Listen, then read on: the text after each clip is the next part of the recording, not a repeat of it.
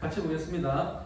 그 후에 예수께서 디베랴 호수에서 또 제자들에게 자기를 나타내셨으니 나타내신 일은 이러하니라. 시몬 베드로와 디두모라 하는 도마와 갈릴리 가나 사람 나다나엘과 세베대의 아들들과 또 다른 제자들이 함께 있더니 시몬 베드로가 나는 물고기 잡으러 가노라 하니 그들이 우리도 함께 가겠다 하고 나가서 배에 올랐으나 그날 밤에 아무것도 잡지 못하였더니 날이 새어 갈 때에 예수께서 바다에 섰으나 제자들이 예수이신 줄 알지 못하는지라. 예수께서 이르시되 얘들아 너희에게 고기가 있느냐 대답하되 없나이다. 이르시되 그물을 배 오른편에 던지라. 그리하면 잡으리라 하시니 이에 던졌더니 물고기가 많아 그물을 들 수 없더라. 예수께서 사랑하시는 그 제자가 베드로에게 이르되 주님이시라 하니 시몬 베드로가 주님이라 하는 말을 듣고 겉옷을 두른 위에 바다로 뛰어내리더라. 다른 제자들은 육지에서 우리가 불과 한 50칸쯤 되므로 작은 배를 타고 물고기 든 그물을 끌고 와서 육지에 올라오니 숯불이 있는데 그 위에 생선이 올렸고 흙도 있더라. 예수께서 이르시되 지금 잡은 생선을 좀 가져오라 하시니 시몬 베드로가 올라가서 그물을 육지에 끌어올리니 가득히 찬 큰 물고기가 110마리라. 이같이 많으나 그물이 찢어지지 아니하였더라. 예수께서 이르시되 와서 저반을 먹으라 하시니 제자들이 당신이 누구냐 감히 묻는 자가 없더라. 예수께서 가셔서 떡을 가져다가 그들에게 주시고 생선도 그와 같이 하시니라. 이것은 예수께서 죽은 자 가운데서 살아나신 후에 세 번째로 제자들에게 나타나신 것이다. 아멘. 오늘 말씀의 제목은요, 천국 소망 부활 신앙입니다. 저희 집에는 TV가 없습니다. 코로나가 처음 시작이 되고 직장인들이 재택근무를 했죠. 재택근무도 하고 또 학생들은 온라인 수업을 받을 때였습니다.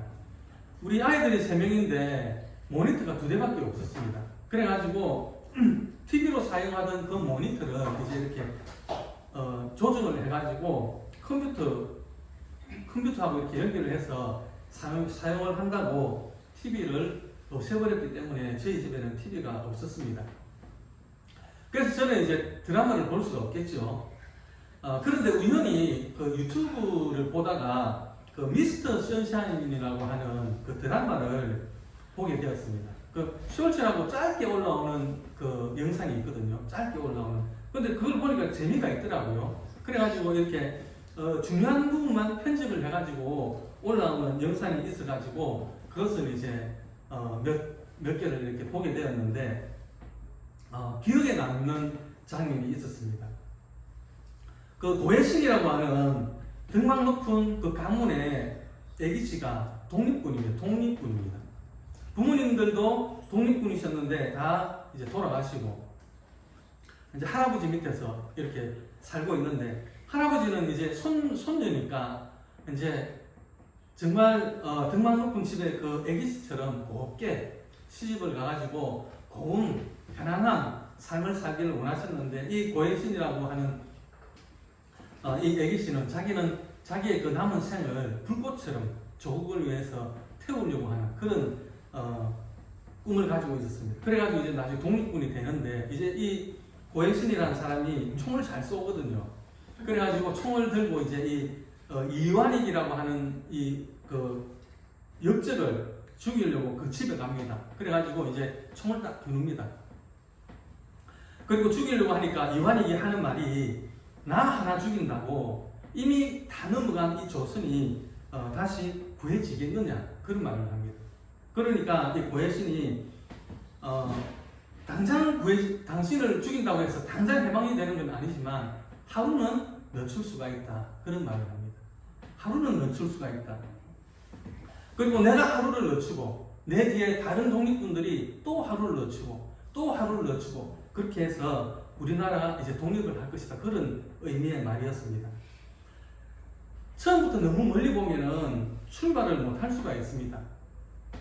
한 걸음 앞이라도 집중해서 보고 한 걸음 한 걸음을 보태다 보면 그 걸음이 나를 목적지로 인도한다라는 것입니다.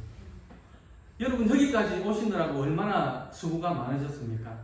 삶이 힘들고 어려울 때 우리는 주님을 생각합시다. 내 고통이 아무리 커도 인류의 죄를 뒤집어 쓰시고 손발에 못이 박혀가지고 십자가에 달려 돌아가신 주님과 비교할 수 있겠습니까? 우리 주님도 그렇게 고난을 당하셨지만 사망 권세를 이기시고 하나님 우편에 앉으셨습니다.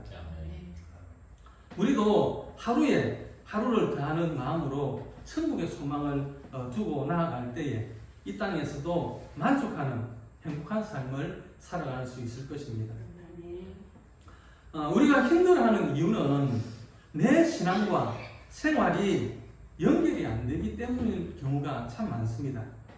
말씀을 들을 때는 은혜를 받고 그리고 그렇게 살아야지 다짐도 하는데 막상 생활로 돌아가서 실천을 하려고 하면 그것이 잘 안 된다는 것이죠. 왜 그렇습니까? 현실은 우리가 살아내야 하는 것입니다. 여전히 먹고 살아야 됩니다. 그리고 내가 돌보아야 할 가족이 있고 여전히 해결해야 할 문제들이 있기 때문에 괴로운 것입니다. 정확하진 않지만 제가 아마 청년의 때로 생각을 하는데 그때 제가 들었던 그 설교 말씀이 생각이 났습니다. 그때 목사님이 이런 말씀을 하셨어요. 왜 자꾸만 다툼이 있고 분쟁이 생기느냐? 그것은 높이 날지 못하기 때문이다. 그렇게 말씀을 하셨습니다. 높이 날지 못하니까 간판에 부딪히고 그리고 담벼락에 부딪히고 아파트 벽에 부딪힌다라는 것이죠.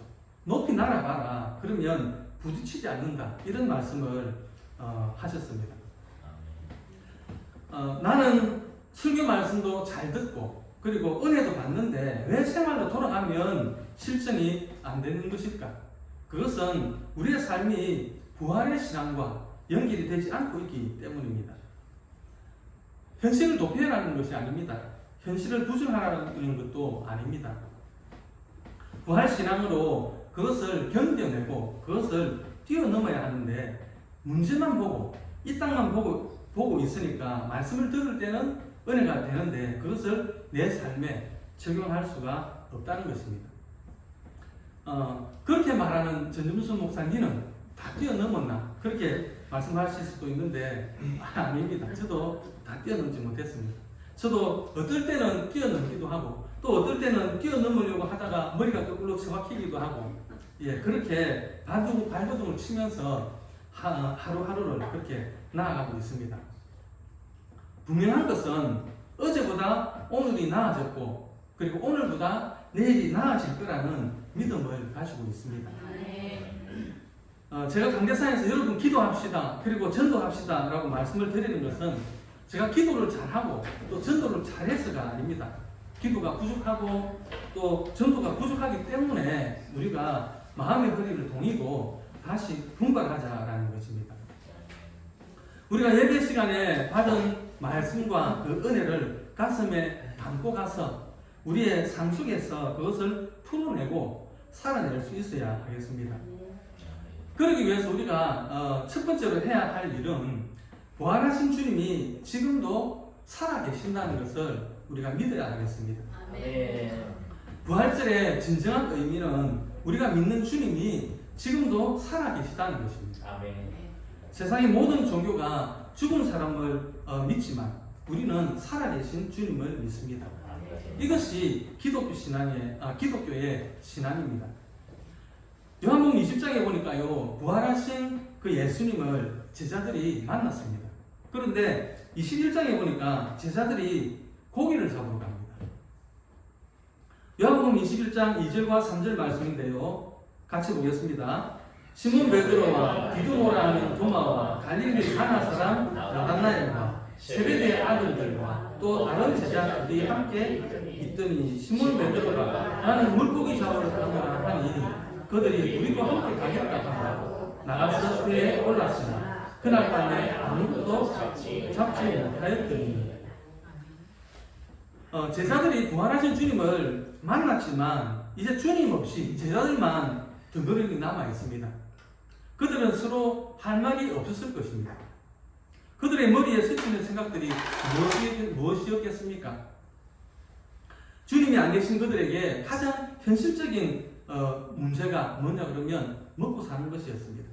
그래서 베드로는 물고기를 잡으러 가겠다고 나섰고, 또 다른 제자들도 군말 없이 그를 따른 것을 보면 이것은 그들의 공통적인 문제였음을 보여주고 있는 것입니다. 주님은 부활하셨습니다. 너무나 영광스러운 승리였습니다. 그러나 그것은 어디까지나 주님의 승리이지 제자들의 승리는 아니었습니다. 당장 먹고 살아야 할 문제가 있다는 것입니다. 그래서 베드로는 다시 노를 저어서 물고기를 잡으러 나온 것입니다. 그러나 유감스럽게도 물고기를 한 마리도 못 잡았습니다. 지금 베드로와 제자들의 문제가 무엇일까요? 물고기를 한 마리도 못 잡은 것, 그것이 문제일까요? 아닙니다. 지금도 살아계신 주님을 믿지 못하면서 모든 문제들이 비롯되는 것입니다. 살아계신 주님을 믿지 못할 때에 우리의 삶은 실패할 수밖에 없는 것입니다. 바로 이때 우리 주님이 찾아오시죠. 얘들아, 너에게 고기가 있느냐? 너희가 지닌 문제가 무엇이냐? 우리의 문제를 묻고 계시는 것입니다. 그리고 그 문제의 진정한 해답과 해결은 바로 살아계신 주님이심을 증언하는 것입니다. 이 살아계신 주님을 굳게 믿고 나아가는 믿음의 성도들이 되시기를 주님의 이름으로 축원드립니다. 두 번째는 부활신앙은 우리도 지금도 우리와 함께 계신 주님을 믿는 삶입니다. 부활하신 주님은 우리를 고아와 같이 버려두지 않습니다. 항상 우리와 함께 계십니다. 임마누엘의 주님이시죠. 그림 하나 띄워주시겠습니까? 이 그림은 On the Road to Emmaus, 즉 엠마오 도상이라는 그림입니다. 이 그림을 그린 화가가 렘브란트라는 네덜란드 화가이거든요. 이 사람이 그 미술 세계의 큰 시장으로 불리는 암스테르담에서 초상화를 가장 잘 그리는 화가로 유명했습니다. 그래서 그는 큰 부자가 되었습니다. 그리고 1634년에는 명문가의 딸 사스키아 반 오이렌부르흐와 결혼을 해가지고 행복한 삶을 살게 됩니다. 그런데 사랑하는 아내가 갑작스럽게 죽고 맙니다. 그래서 그의 행복은 깨어지고 맙니다. 그는 살 소망을 잃어버리고 깊은 절망에 빠지지만 그 절망 속에서 예수님을 영접하게 됩니다. 그때부터 그는 그림의 주제를 성경에서 가져왔습니다. 그리고 마음씨 착한 두 번째 아내 핸드리케의 내조에 힘입어가지고 그의 예술은 더 원숙해져가고, 그리고 오늘날 그를 대표하는 작품들을 그려내게 되는 것입니다. 그 대표작 중에 하나가 바로 지금 보고 있는 엠마오 도상이라고 하는 그림입니다.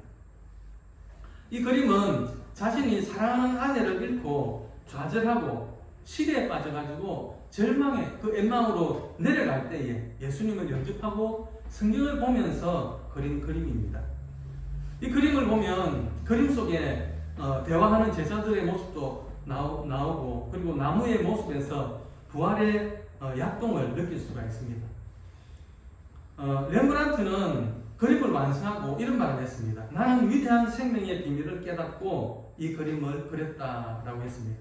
그 말은 자기가 행복했을 때는 예수님을 만나지 못했지만 아내가 세상을 떠나는 인생의 좌절을 느끼는 그 길목에서 부활의 주님을 만났고 이 엠마오 도상의 그리스도를 그릴 수 있었다라는 것입니다. 우리가 시대에 빠져 있을 때에도 부활의 주님은 우리와 함께 걷고 계심을 믿으시기 바랍니다. 아멘. 관념적으로 믿는 것이 아니라 주님이 지금도 우리와 함께 계심을 믿어야 합니다. 주님은 베드로를 처음 부르실 때와 똑같은 모습으로 베드로를 부르셨습니다. 처음에도 베드로는 빈 그물을 싣고 있을 때에 깊은 데로 가서 그물을 던지라고 하셔서 많은 고기를 잡게 하셨고, 그런데 오늘도 빈 그물밖에 없는 그 베드로에게 이번에는 오른편에 그물을 던지라고 말씀을 하셨습니다. 주님은 같은 일을 행함으로 베드로의 마음에 있던 그의 신앙을 일깨워 주신 것입니다. 오늘 주님이 우리에게 하시는 말씀이 무엇입니까? 왜 내가 너희와 함께 있음을 믿지 못하느냐라는 것입니다.